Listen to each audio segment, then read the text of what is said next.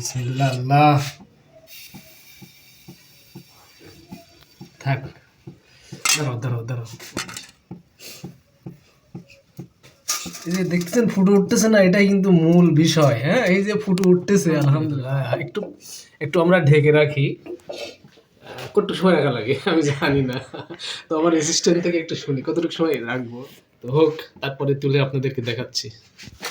আমরা মোটামুটি 1-1.5 মিনিট রেখে দিছি, এটা ঢাকনা সহ 1-1.5 মিনিট রেখে দিছি। এখন এটা উঠাবো আলহামদুলিল্লাহ। তো প্রথম পিঠা হিসাবে মনে হচ্ছে একটু তেল দেওয়া লাগবে, লেগে গেছে বেশি না, যদিও খোলাটাও নতুন তো উঠতে আলহামদুলিল্লাহ। মানে পিঠার যে বিষয়টা, মানে এই ছিদ্রগুলা আলহামদুলিল্লাহ, ভিতরে কিন্তু অনেক ছিদ্র হয়েছে। হ্যাঁ, এটা এখন রসে দিলে আলহামদুলিল্লাহ